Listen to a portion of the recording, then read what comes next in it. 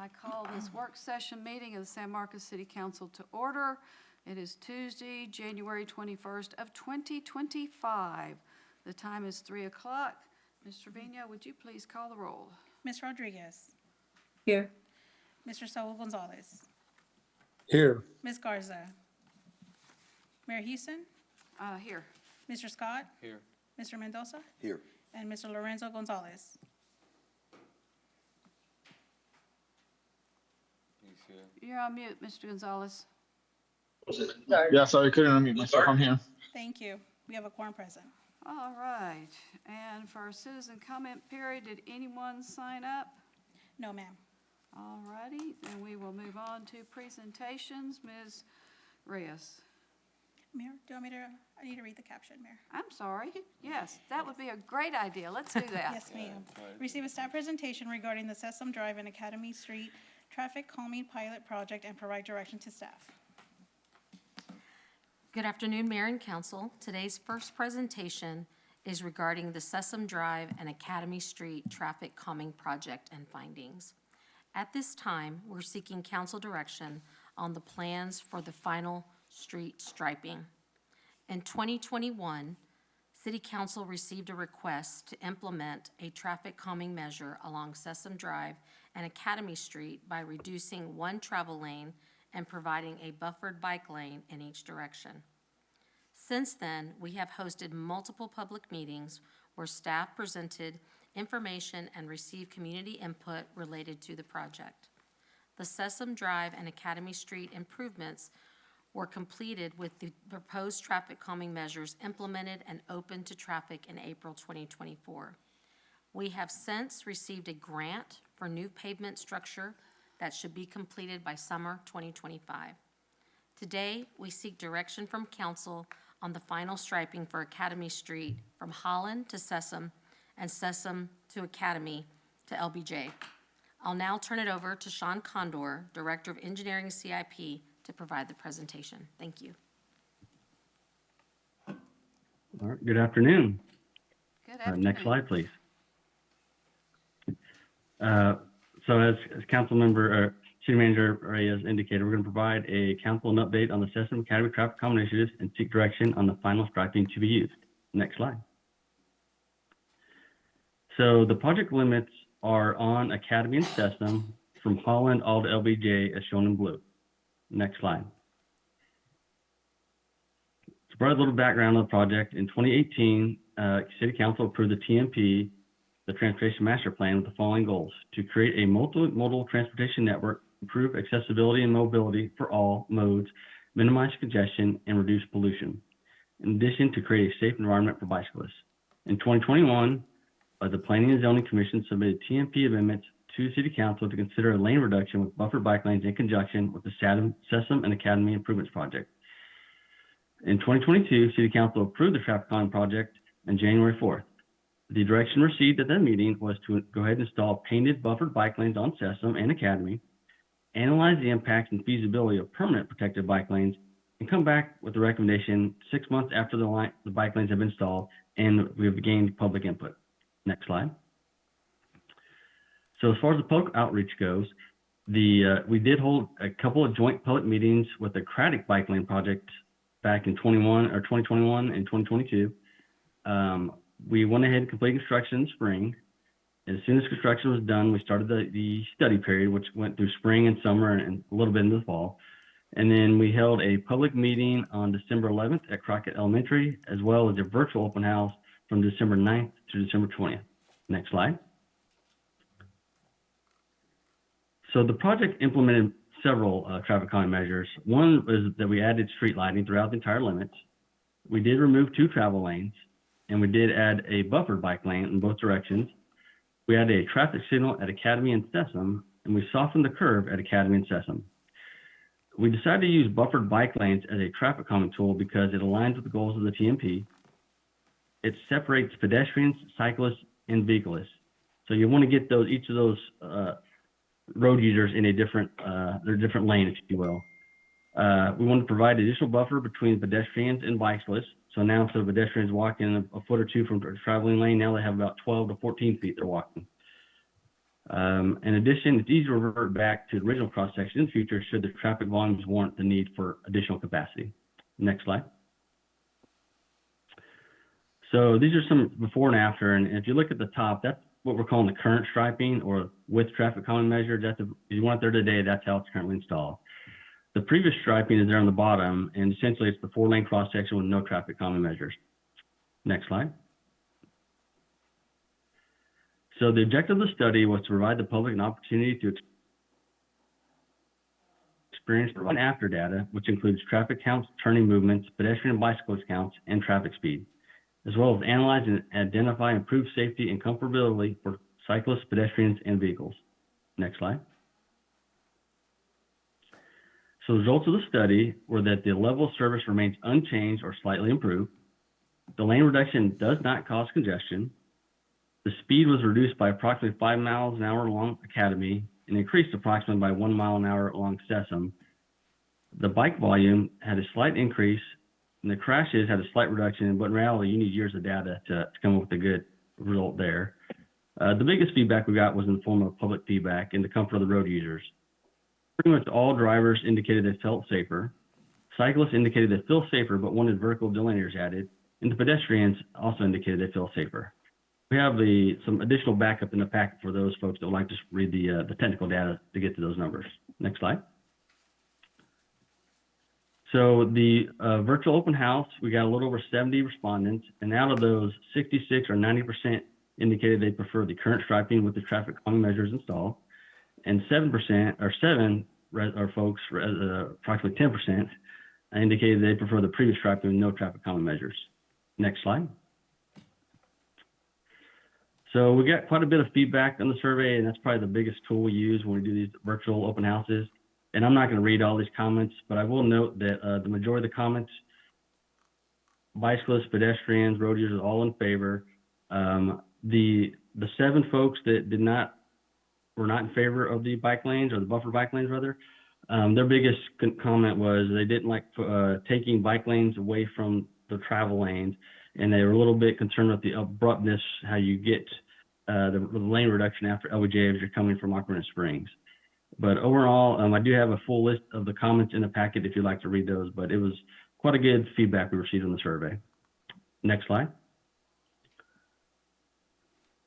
So in terms of vertical delineators, the feedback from the study was the folks do want vertical delineators installed if the buffer bike lanes remain. And so the city already had it in their scope to install vertical delineators, and they'll be the style there on your left, which is the flexible delineators, as well as armadillos that you see on Hunter Road now. I do want to take this opportunity to note there is a different type of vertical delineator on Guadalupe Street, which is shown on the right. We as a city have decided to move away from this style of vertical delineator just because there's a maintenance issue associated with them. They don't pop up as easily as they're supposed to. And when they do pop off, they have some bolts that come up that could be damaging to the vehicles. So we decided to move away from those, and we're going to proceeding with the ones on Hunter Road there with the flexible, the skinnier tubes that are just glued down and a little bit safer if they do pop off. Next slide. So as Ms. Ray's indicated, there's another project coming behind us. It's going to be this Sessom Drive mill and overlay. And what happens, the city was awarded a grant from TxDOT to improve the traffic stretch. The yellow is the limits of the traffic calming project that we just completed on Sessom Academy. And then the blue on this exhibit represents the limits of the mill and overlay. So you can see there's a pretty good overlap, but it's not 100%. We are working with TxDOT to get this installed, and we actually delayed this project about 6 months so that we can get some final direction on this striping. So we are hoping to go with TxDOT with that final direction after this meeting so that they can begin construction here in the spring or summer of 2025. Next slide. So the next steps are to receive the direction of the final striping. In the spring or summer of 2025, the mill and overlay will occur, and restriping will occur per council direction tonight. In the fall of 2025, if we revert back to the previous striping, the contractor will restripe Holland to Alamo, which is basically outside the mill and overlay limits of Sessom. Or if we decide to keep the striping as it currently is, the contractor will come in and install vertical delineators from Holland all the way to North LBJ. And next slide.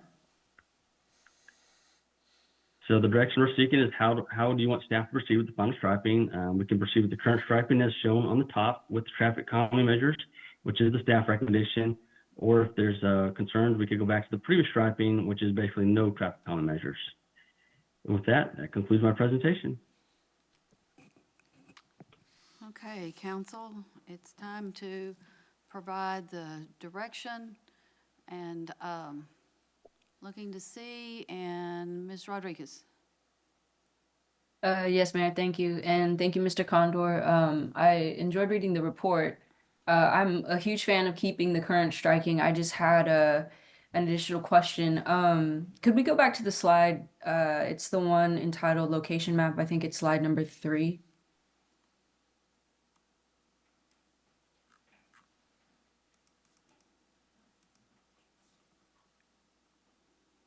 Yeah, that's perfect. Was there any discussion, particularly on the intersection of right at the corner of Academy and Sessom, and then on the intersection of Sessom and North LBJ, to install any rumble strips? These are just Not like hot. rumble. No. No, rumble strips. We have typically seen those in like residential streets where you kind of bring their attention to like a stop sign. Mm. But there's no discussion on this particular project to do that. Okay. Are those costly to install? Like, are they effective in letting people know about a stop on coming up? Sure. I will tell you this. I've installed some on North LBJ on a project about 5 to 10 years ago in a residential neighborhood. One side of the neighborhood loved it because they thought it made the car stop. Another said they don't like it because it's too loud and they were hearing it inside their house. I would say it could be effective. It just depends on the situation, location. Of course, this is not in a residential area, so that wouldn't concern me as far as the noise goes. But as far as CIPs, we don't typically do them. I think the Public Works group, they do install them occasionally when the situation warrants, but it's not something we typically use in our traffic calming toolbox. Okay. I only asked because I know recently there was the accident off of Academy and Sessom of the individual driving through. And then, of course, on the intersection of LBJ and Sessom, I mean, for years, once you get to the end of it, it can be a little bit scary for some people when they take that curve and don't know that a stop's coming up. And so those were just questions for safety. But thank you. Those were my only questions. Anyone else? I need to know what your preference is. Mr. Mendoza? I'm gonna go ahead and vote, I'm in favor of the current striping. All right, Mr. Scott? Same, current striping. Mr. Sal Gonzalez? The current striping as well. And Mr. Lorenzo Gonzalez? Yes, TBS and Current striping. pays you. Wait, somebody else was in there? I'm looking for Mr. Lorenzo Gonzalez's thoughts. Pay you the next low. Yes, Mayor, I'm in favor of the current striping. Did you say you're in favor of keeping what we've got currently? Correct. Yes, ma'am. All right, and I am too. I was very skeptical of this to begin with. I think I may have been the deciding vote on it. I do have one question, Mr. Condor. I know that we're doing the milled, I know we're doing the changes. But if sometime in the future, I mean, it might be 10 or 15 years from now, if we need to go back to the travel lanes and maybe determine a different bike route, the lanes are still wide enough that we can go back if we absolutely need to, correct? Yes, ma'am. We did not narrow the lanes at all. Right, so there would be room for 2 travel lanes and a bike lane, but that's why I said maybe diverting the bike traffic to someplace else. I don't know where it would be. Okay, so it looks like we've got 6-0 for keeping the new lanes. And Mr. Condor, when did you say that would start? The mill and overlay should start in the spring or the summer. It's TxDOT's actually dictating when they start. The way the grant was administered, they're in control of it, so we're not really don't have that good control. They just told us spring or summer is all they told us at this time. May I suggest due to university traffic, which is very high in this area, that we try to get that in the summer, maybe get started the day after graduation, Monday after graduation, if at all possible? Yes, we can certainly make that request. All right, that's great. Okay, anything else? All right, we'll close this one out, and boy, it's sure echoing in here. Okay, Ms. Trevino, would you read item 2 into the record, please? Receive a staff update on the city's water supply portfolio. Ms. Reyes. Our next presentation is a briefing on the city's 50-year water supply.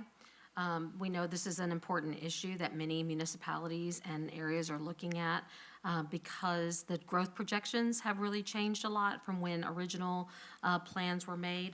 So we want to make sure that we discuss with you strategies to meet the current capacity and demand projections that were updated in 2024. The population projections, water supply plans, and mitigation plans were submitted to the state and approved. These plans provide the long-term roadmap for managing our water supply through 2075. Tyler Yorth, Director of Utilities, is going to be providing the presentation. I'll now turn it over to Mr. Yorth. Thank you. All righty. Good afternoon, Tyler Yorth, Director of Utilities. Thank you, Ms. Reyes. Today we'd like to update you guys as the city manager indicated on our current water supply contracts in terms of what we have in plans, our latest population capacity and usage projections, and what that looks like for our 50-year plan. Next, please.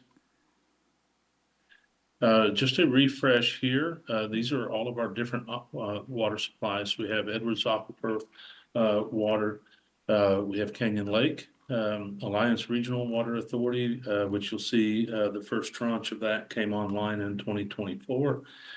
We have projected Canyon Regional Water Authority through the Hayes Caldwell Treatment Plant, and then we have future Alliance Regional Water Authority expansions, and then phase 2, which is essentially a new source.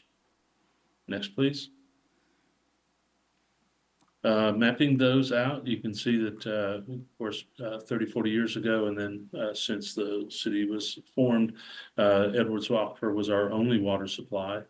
And then we bought the Canyon Lake water in 2 separate tranches in 2000, 2007. Entered the Alliance for the initial 2.4 MGD, Canyon Regional, and then of course the 2 projected Alliance Regional water amounts as well. Next, please. So the next 4 slides are an indication of a acre feet on the left axis, population on the right, and the years going out to 2075 is your x-axis. The red area is the projected demand. The black line is your population. This graph was what was submitted in the last 50-year water plan that we submit to the state. And in this case, if you look in the upper right-hand corner of the slide, you'll notice that the population projection out at 2075 was for 188,000. And of course, at this time, we had just the one water supply, Edwards. Next, please. And now you can see we're going to stack the additional water supplies on top of that to show you that how at 188,000 people, we've accounted for a 50-year plan. And so those are the next 2 additions that show everything plotted out. So when we had a projection of 188,000 people, you can see that even out to 2075, we had nearly 10,000 acre feet excess water available to us. Next, please. Okay, so those were based on 2017 projections. In 2024, we updated these, resubmitted them to the state, and as Ms. Reyes indicated, submitted and were accepted by the state. The big differences you're going to see is in the state 2017 planning model. Of course, the 50-year projection was at 188,000 San Marcos residents, and some spillage outside the San Marcos city limits, because we're dealing with our service area here, not just city limits. In 2024, the 2024 modeling, we used 303,000 people as the population in 2075. So your usage then goes from nearly 19 million gallons a day to over 33 million gallons a day. Mr. Next, Haworth, I've please. got a question on this. Since the out-of-city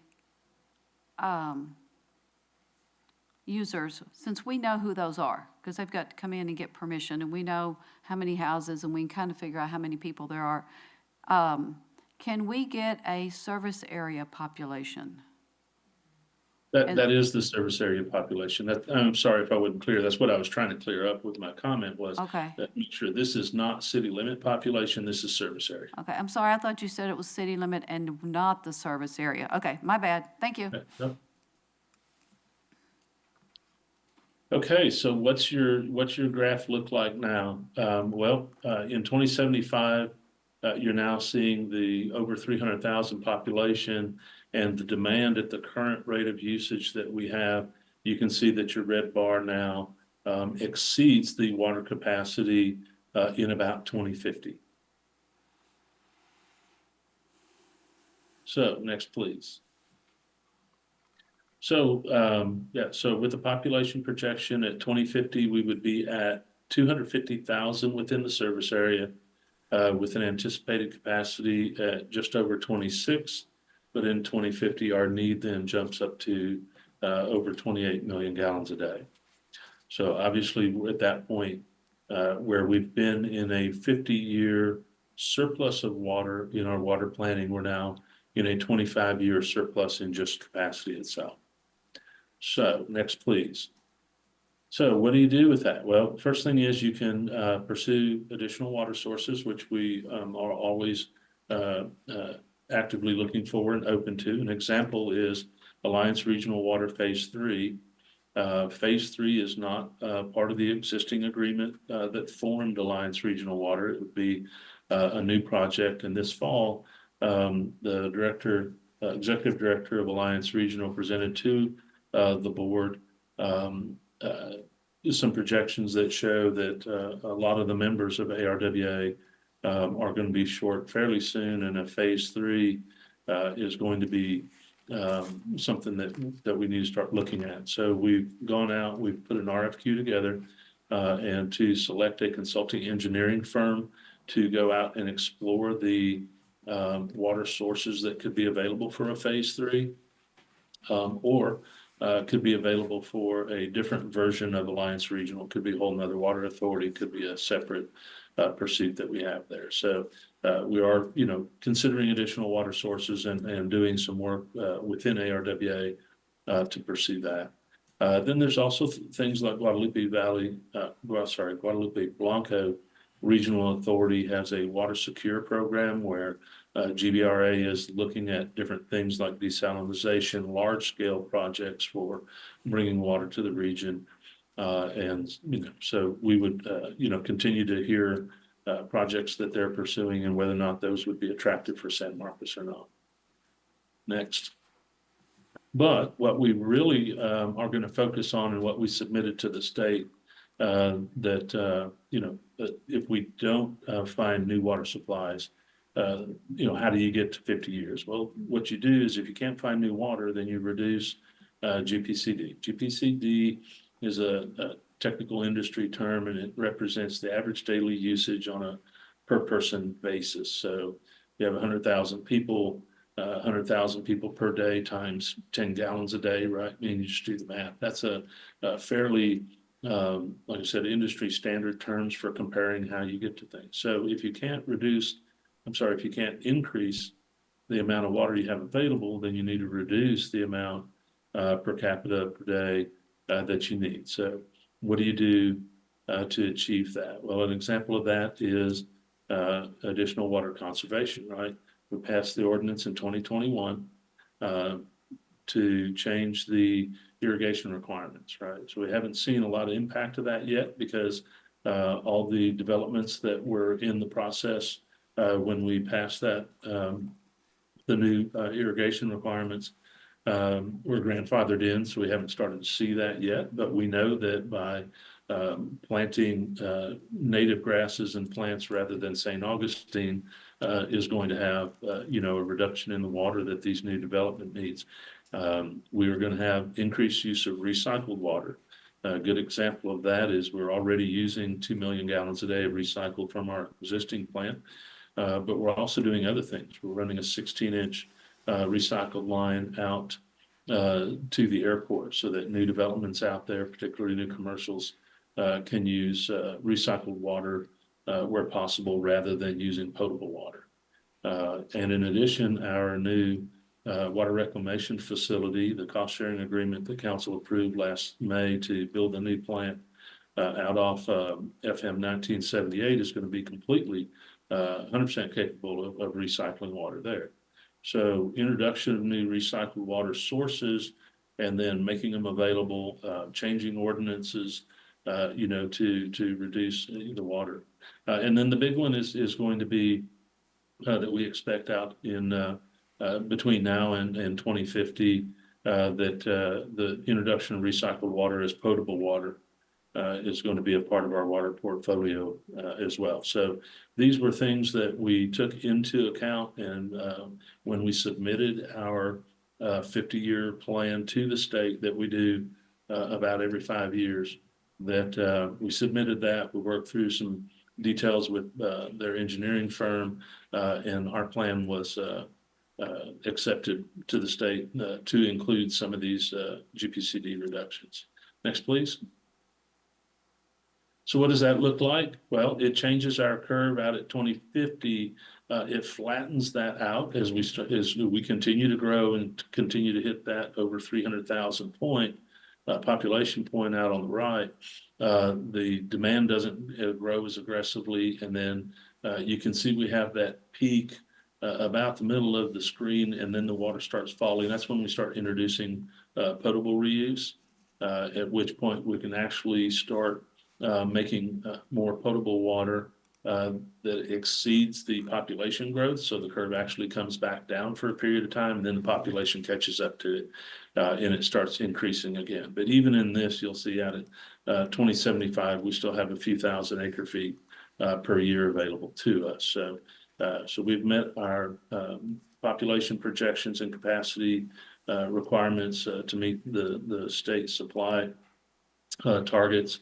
And then that gives us, a period of time between now and say the next 25 years to start solving that 2075 to 2100 year range. Next.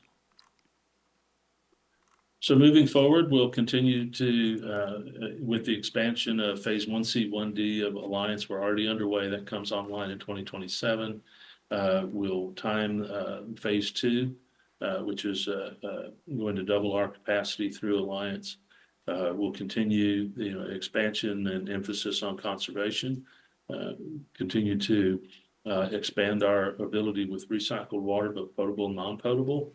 And again, part of that is as we expand the existing plant in the future and build our new water reclamation facility, that those provide a lot of recycled water for our use. And then we'll pursue additional supplies when we can. And then finally, we'll continue to monitor the GPCD trends over time to test the accuracy of our current and future 50-year plans so that, we can make adjustments or prioritize things as we need to stay on track. Next, please. So I guess just to close, there are a number of big changes in here. Population projection is driving that, but we do still have a solid 50-year plan that last year we submitted to the state and was approved. And so while it's a little different than what we've been used to seeing, we're still in pretty good shape. Some of our partners, as I mentioned, in Alliance Regional and in the region, are still not as in good shape as we are. So with that, I'll take any questions. Mr. Scott, did you have a question? I had one, but I heard him say what I was looking for. Oh, okay. You covered Mr. Scott's question. Ms. Rodriguez. Yes, thank you for your presentation. So I know Texas 2036 recently released a report, sort of totaling, among many things, totaling how much money cities are losing due to like water leakage from pipes.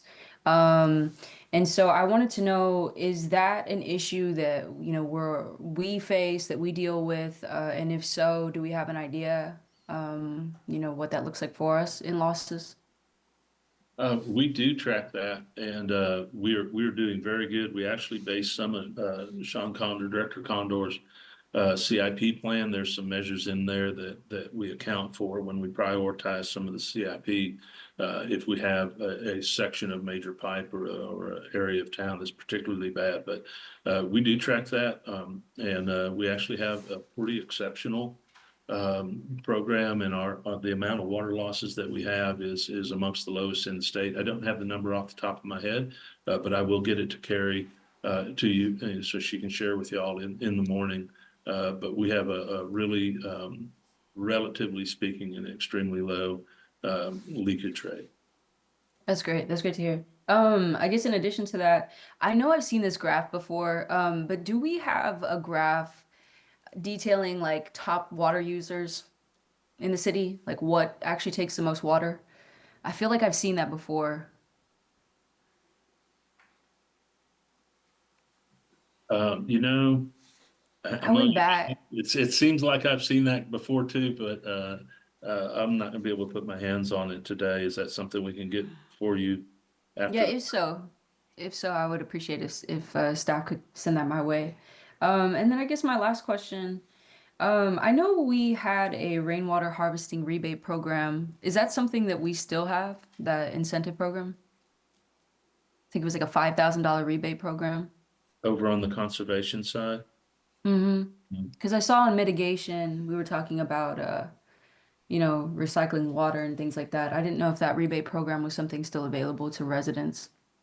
I actually think it is, but I actually don't think it's at $5,000. That seems higher than what I remember. So we will get you the current details on that plan as well. Okay. Okay, great. I think that's it for me. Thank you. Those Thank you. were great questions. Thank you. Mr. Mendoza? Mr. Sal Gonzalez? Mr. Lorenzo Gonzalez? Either one? There's no medal. I have nothing, Mayor. Okey-doke. Okay, well, in that case, Mr. Hjorth, thank you very much for your report, and I did not thank Mr. Condor and his staff for all the work that they have done on that project, so my bad on the delay. Mr. Hjorth, this is great. Do we have something like this on our website to let people know if they're thinking of moving to San Marcos, or they live here and they're going, gee, I wonder what's up with all that? What do we have on our website that lets people know that we're doing well with water? And you can send that later. Would be fine. I don't think we have this published, certainly not in this kind of format. I don't remember seeing that on any of our websites, so we can look into that. Well, it doesn't necessarily need to be this graph, but I think a paragraph that, Oh, you know, yeah. we're doing well and how far we've got, what water allocated for and coming would be helpful. Understood. The mayor wants a please come to San Marcos water supply on our website. No, it's if you're coming to San Marcos, anyway, we do have water for you. We can absolutely fashion it in those terms. All right. Oh, Mayor, I have one more question. Yes, ma'am, you go right ahead.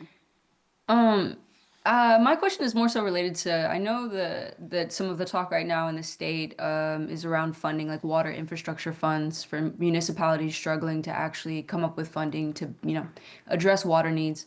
Do we have, like as a city, do we struggle finding the money to, I guess, supplement necessary infrastructure for water? Or is that something we find ourselves comfortable in?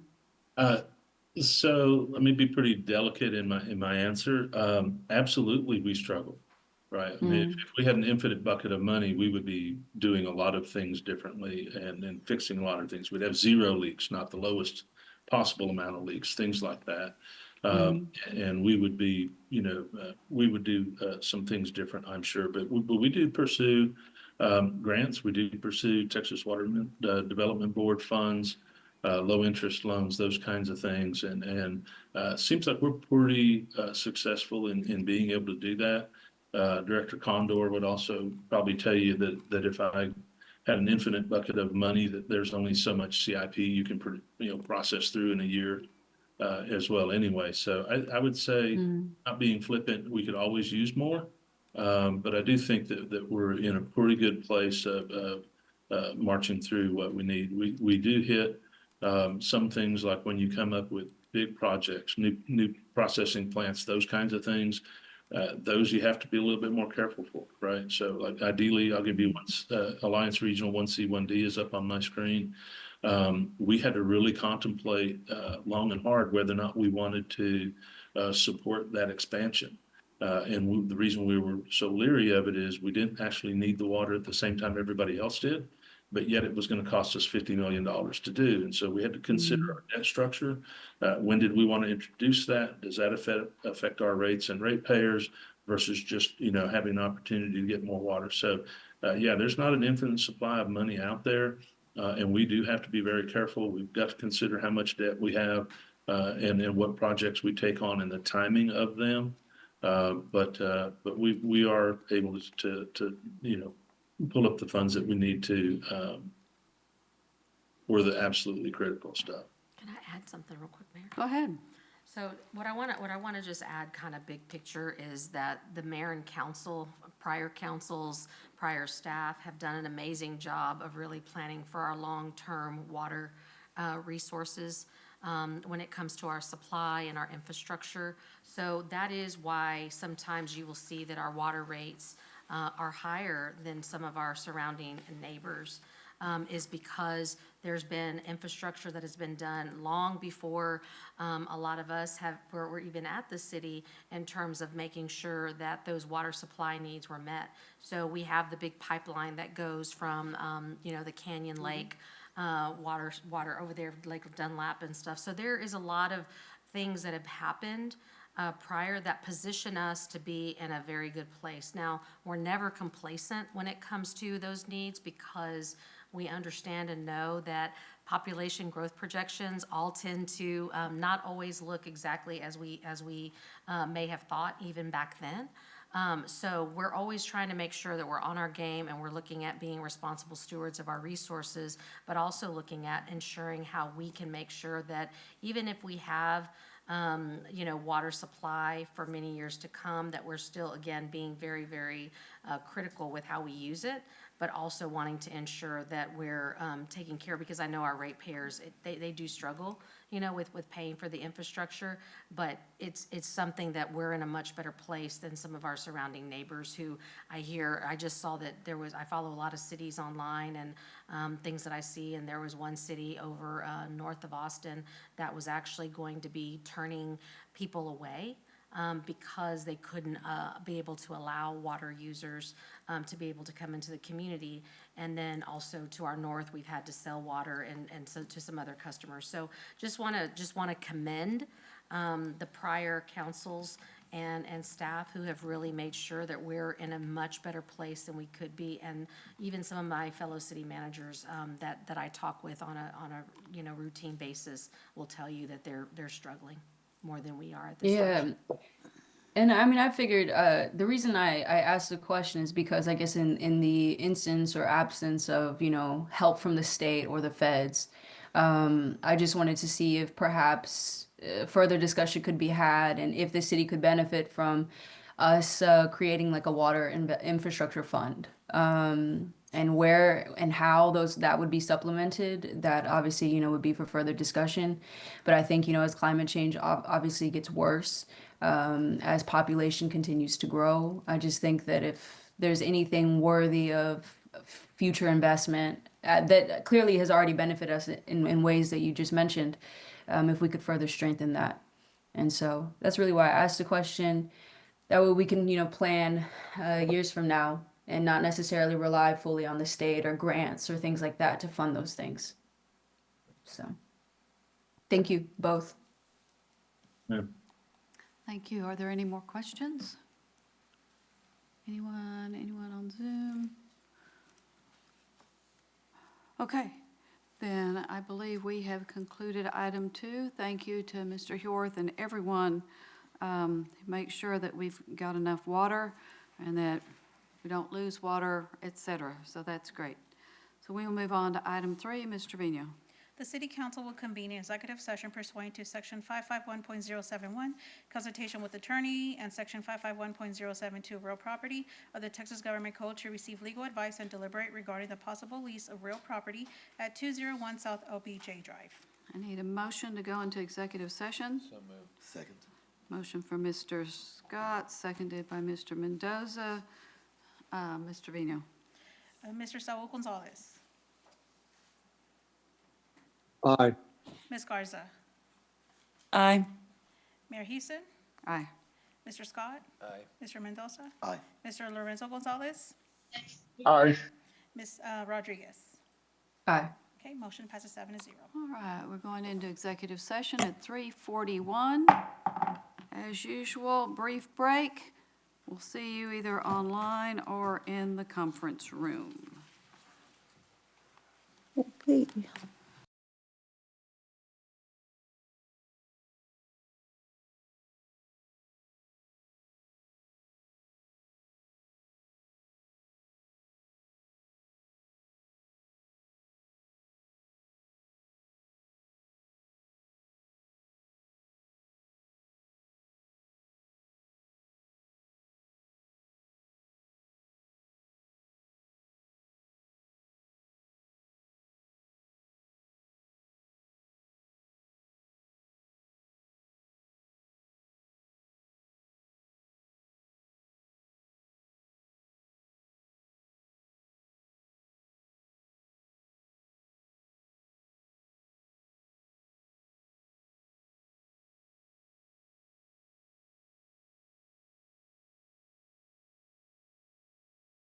Mr.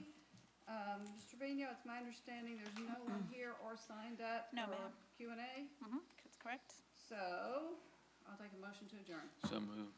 Motion by Mr. Scott, Second. seconded by Mr. Mendoza. Call the roll, please. Ms. Garza. Aye. Thank you. Mayor Houston. Aye. Mr. Scott. Aye. Mr. Mendoza. Aye. Mr. Lorenzo Gonzalez. Aye. Thank you. Ms. Rodriguez. Aye. And Mr. Saul Gonzalez. I see him. There you go. Motion passes 7-0. You're gonna have to rename Sal because he's clicked on the wrong link again. Okay. Yes, ma'am. Okay. All right, if y'all will just do whatever you want to do, you've got 5 minutes. Because that clock is slow. Okay.